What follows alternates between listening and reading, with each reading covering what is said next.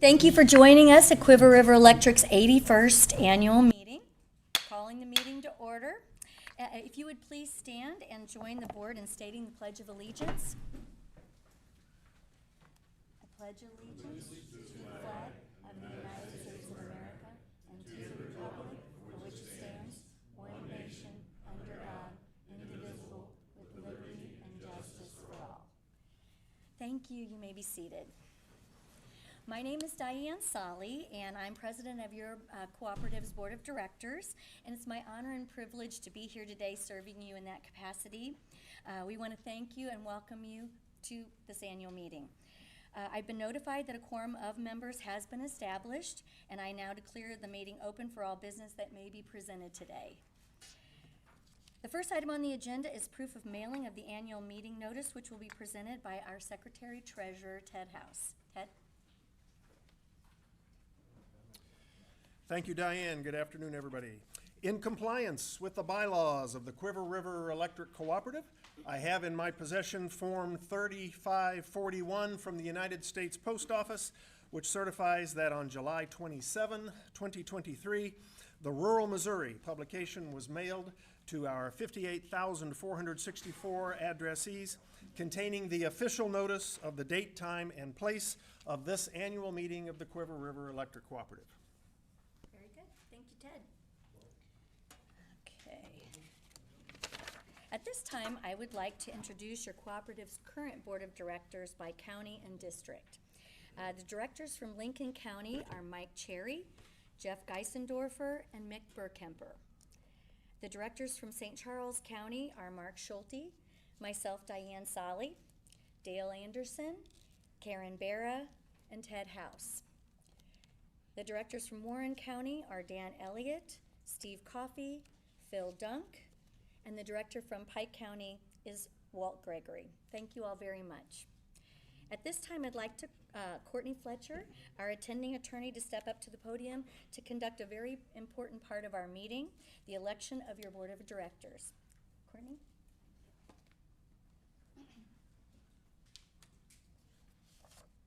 Good afternoon. The following slate of candidates has been approved. Lincoln County District 1, Christopher Williams, Mike Cherry. Warren County District 3, Phil Dunk and Mark J. Konya. St. Charles District 4, Karen Barra, Arthur Madden, and Shirley Pecoraro. In St. Charles District 5, Ted House and Joseph Frazier. At this time, if there are any ballots that have not yet been cast, please do so now.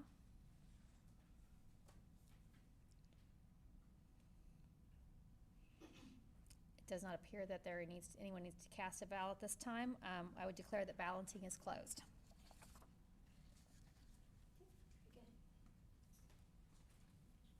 Thank you, Courtney. The next item on the agenda is the approval of the 2022 annual meeting minutes. A copy of the minutes was printed on the website and in your handout. And are there any corrections or additions to be made? If not, do I have a motion? I so move. And a second? All right, we have a motion and a second to approve the minutes as presented. All in favor, vote by saying yes. Yes. Any opposed, no. Motion passes and the minutes will stand approved as written. This brings us to the presentation of the financial report.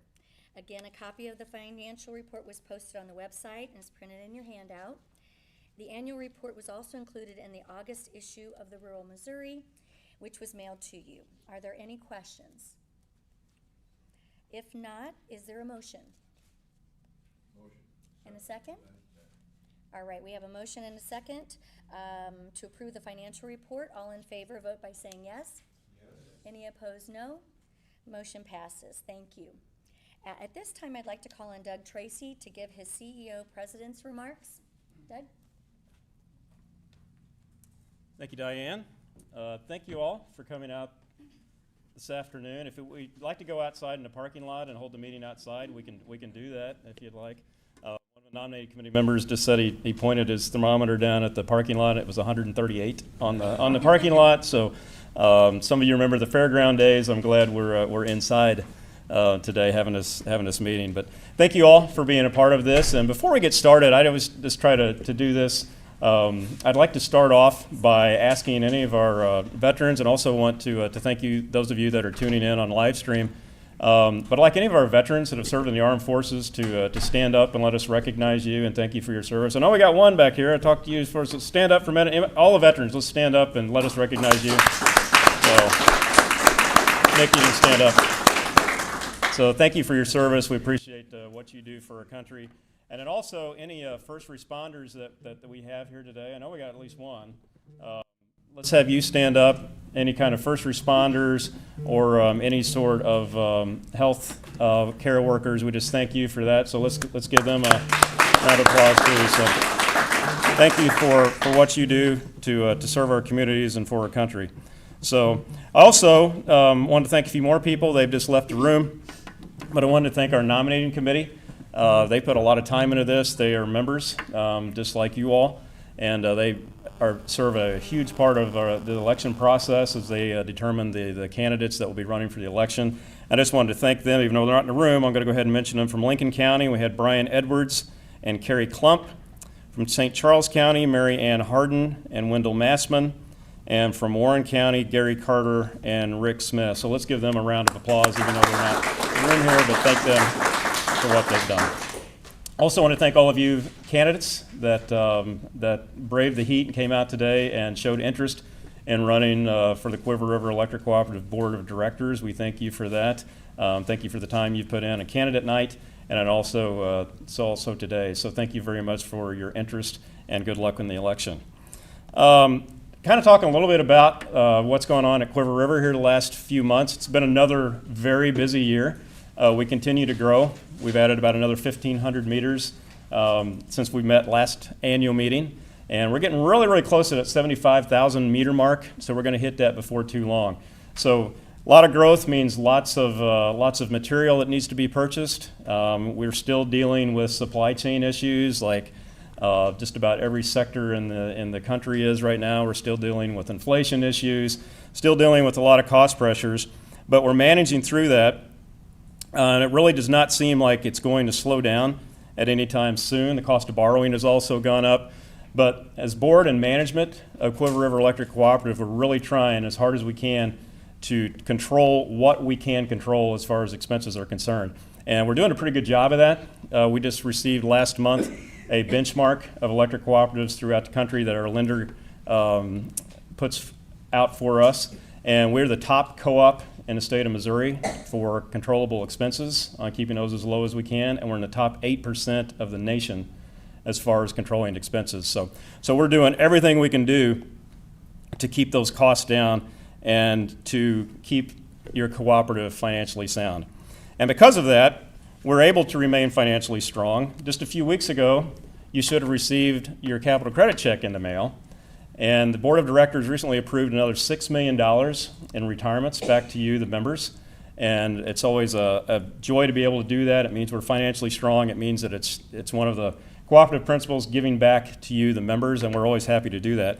So you can see from the slide that this is not anything that has just started this past year. We've been able to give between $6 and $7 million back each of the last 5 years. The last 5 years, we've given back over $35 million to our members, and since 1976, we're now up to $131 million that has been retired back to you, the members, and we're happy to be able to do that.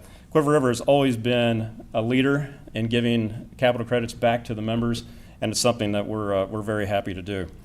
So with all this, we do have some challenging times that are ahead of us, and anytime we have times like that, I think it's always good to go back to what our mission is and to remember why we are here as Cuivre River Electric Cooperative. So I'd like to read the mission statement that says, Cuivre River will be a progressive leader in the energy industry, empowering employees to serve our members using innovative energy solutions while safely providing reliable service at the lowest possible cost.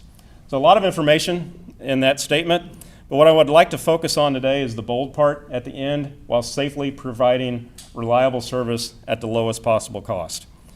So the very first line of that you'll see is safety. We take safety incredibly seriously here at Cuivre River Electric Cooperative for both our employees and our members. That's priority one for us.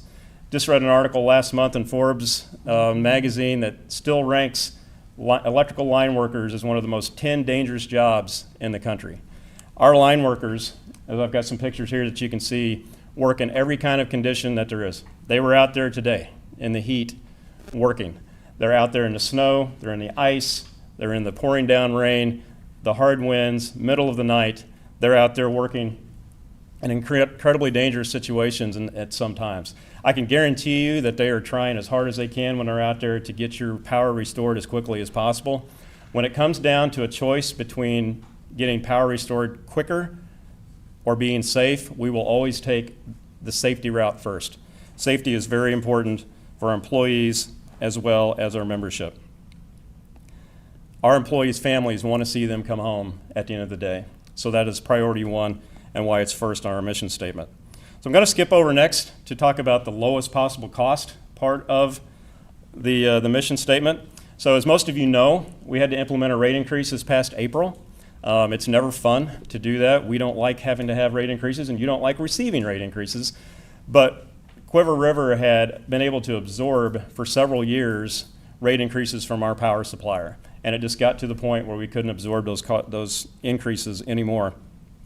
And unfortunately, our power supplier is telling us that power cost is not going to level off. In fact, it's going to keep increasing. Right now, what they're seeing is 3 out of the next 4 years, we're expecting additional rate increases from our power supplier. Now, what I can tell you we're going to do is try as hard as we can to keep those, to absorb as many as we can and keep from having to pass on the entire amount. But if there's any good news to any of this, the good news is that you can see from the slide that the average electricity prices, we're not alone in the state of Missouri for electricity going up. The average price just last year across the U.S. went up 12.76% just last year in 2022. So our rate increase was well underneath that. And you can see that the state of Missouri is actually the 7th lowest in the nation. So costs are increasing, but they're not increasing quite as quickly as they are around the country. And even the average price in Missouri at 10.73 cents a kilowatt hour, Cuivre River is still underneath what that is. This information is coming from the Energy Information Administration. So finally, I'd like to talk about the last one on that, providing reliable service as part of our mission. Reliability is paramount in today's world. Just think about today, if you don't have power today, what it's going to feel like. It's just very, very important to keep that reliability up. And the surveys that we do, it's always about reliability and it's about cost. Reliability is actually more important to our members and to most around the country than cost. So we put a lot of work into keeping your power as reliable as we possibly can. And the last survey we did of our members to ask how we were doing, we received a 9.1 on a 10 scale of how well we're doing on the reliability front. And so one thing I'd like to show you is that we're never done with reliability. We're not going to sit back and take this for granted. We want to keep striving to keep it even more reliable. Now, I'm not talking about the storms here the last few weeks. We've definitely had a few of those, and I know you all are tired of them. And I've told a couple of members you can't be as tired of them as we are. It seems like this has been a summer that has really had its share of storms. I'm talking about just reliability of the system in general. There's not much we can do about the storms, but we can make sure that our system backbone is hardened as much as it can. So your board of directors, in keeping up with the reliability portion of our mission, has recently approved a 7-year, $63 million work plan to focus on reliability. So the majority of this plan is for primary distribution system improvements. And you can see from the next couple of slides that this is not just in one area of our system. This is all over the entire service area. Every single county, every single substation you see on here, there's going to be work performed around those substations for primary distribution upgrades, pole replacements, capacitor upgrades, all to provide the reliability that you deserve and expect and to help continue those good numbers. We're also currently doing a drone inspection program that will allow us to see any kind of problems. It's literally from a bird's eye view. Any sort of problems that may exist before they start creating outages, we can be in front of those and we can take care of them before they become an outage. So that's kind of our system for Cuivre River, but I kind of want to pivot over to a little bit, and today's a perfect day for it because there's some concern about grid reliability. You can't go anywhere anymore without hearing about grid resilience and rolling blackouts. And today, the grid is under tremendous stress. So I wanted to talk just a little bit about what is going on with the grid as far as the nation, with also impacting Cuivre River. So far, we're very proud of the fact that we haven't had to implement rolling blackouts. There have been several different utilities around the country and also in the state of Missouri that have had to call for those in the last couple of years. So far, we have not had to call for those. Our generation and transmission companies have been doing a fantastic job of keeping the system up and going and getting power to us. But one of our concerns is as policies around the country continue to change, it's going to become more and more difficult to keep the power flowing on that grid. That's why today you're going to hear some things about, in certain parts of the country, they're talking about conservation and potentially having rolling brownouts or blackouts just because of some of the policy changes that are happening too quickly.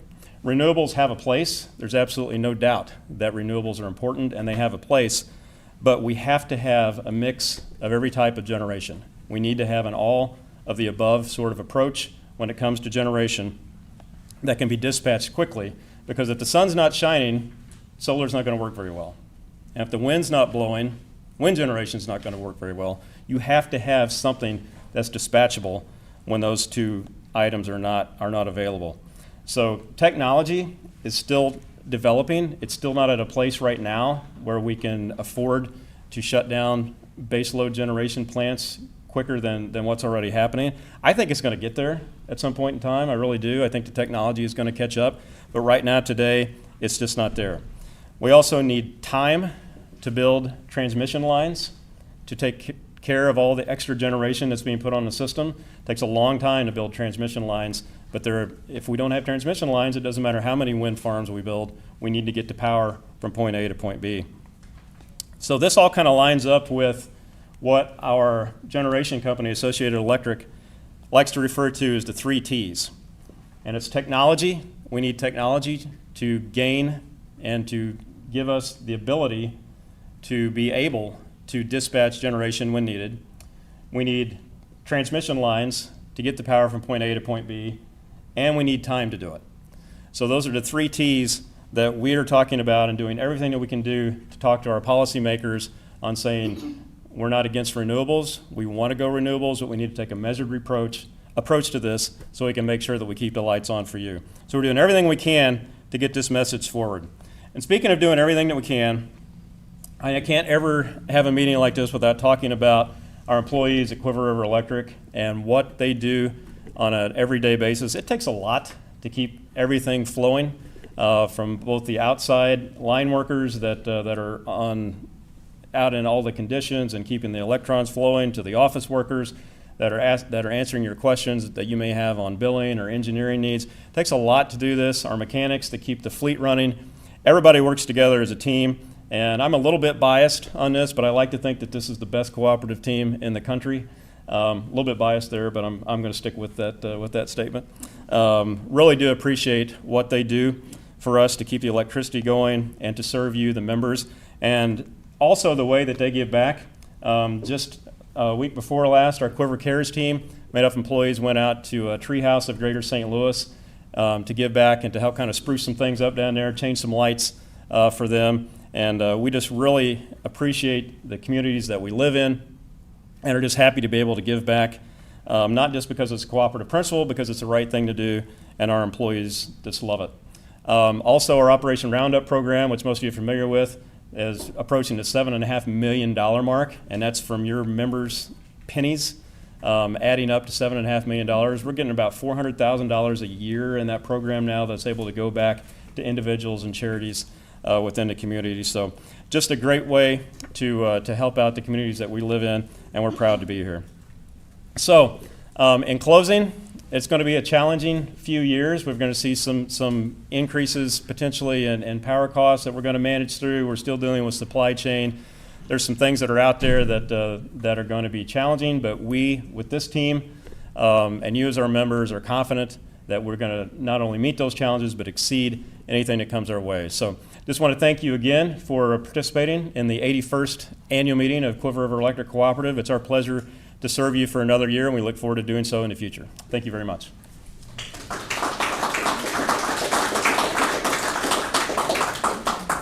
Thank you, Doug. The next item on the agenda is the board president's report. Over the past few years, my comments have been directed at sharing information about being a cooperative and its business model. We've reviewed the 7 guiding principles of cooperatives, the difference between a cooperative, a municipal, and an investor-owned utility. We've talked about the governance role of the board of directors, the 3-tiered system of electric cooperatives, and why providing reliable power is our #1 priority. This year, I'd like to discuss the supportive resources available to us as an electric cooperative. As you know, a cooperative is a private enterprise that operates on sound business principles and practices. It is a not-for-profit business which returns its earnings that are not needed to pay expenses back to its member owners. Returns are proportionally based on a member's participation, and earnings may be paid back to us or reinvested into the co-op, and this decision is made by you, our members, us, when we elect the board of directors each year. And although our business model is unique, co-ops are not small regarding their impact. Co-ops provide power to 56% of the nation's land mass, or in other words, 42 million people. And in 2021 alone, we returned more than $1.4 billion back in capital credits to our member owners. So although our business model being unique doesn't mean we are alone. We have access to many resources to help us effectively and efficiently provide reliable power to our members. We have access to accounting and law firms that specialize in the business of cooperatives, banks and insurance companies that understand the unique needs of our industry. We also have access to state and national organizations that sole purpose is to support us. In Missouri, we are a member of the Association of Missouri Electric Cooperatives, or AMEC, and it's at headquarters in Jefferson City. And this organization represents our interests at the state capitol through their legislative activities. And they also provide trainings for our employees and for our board members. I personally can say I've taken several classes through them to try to be the best board member I can be for our cooperative. They provide publications, they share ideas, they also do the electric safety programs in our schools, and they produce the monthly publication Rural Missouri. So all of the co-ops in Missouri share the resources that they provide, which is another way to save on our bottom line. We are also a member of the National Rural Electric Cooperative Association, which is NRECA, and they represent co-ops across America. They also do legislative work, and they are our united voice in Washington, D.C. And they work with elected officials to help keep our electricity safe and reliable and affordable. They also provide publications and share ideas. They highlight co-ops across the nation of programs that are successful so that other co-ops can maybe try and emulate some of those ideas. So there's a lot of information sharing. They also provide conferences and opportunities to train employees and to train board members. So it's very much a mutual a thing. So being able to share in these resources that are specifically tailored to our needs as a unique business saves not only time and money, but fosters that cooperation among cooperatives that benefits us all. So thank you. Now, let's see. On the agenda, we are at the unfinished business and new business. Is there any new or unfinished business to be discussed? If not, I would like to call upon Courtney Fletcher to report the election results. Courtney?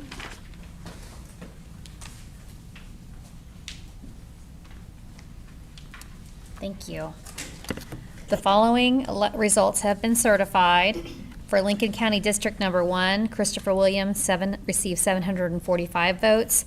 Mike Cherry received 969 votes. Warren County District 3, Phil Dunk received 920 votes. Mark J. Konya received 791 votes. St. Charles County District Number 4, Karen Barrow received 929 votes. Arthur Madden received 474 votes. And Shirley Pecoraro received 312 votes. St. Charles District Number 5, Ted House received 1,194 votes. And Joseph Frazier received 522 votes. At this point, we certify that Mike Cherry, Phil Dunk, Karen Barrett, and Ted House were duly elected as directors to hold office for a term of 3 years each until their successor shall be elected and qualified. Thank you.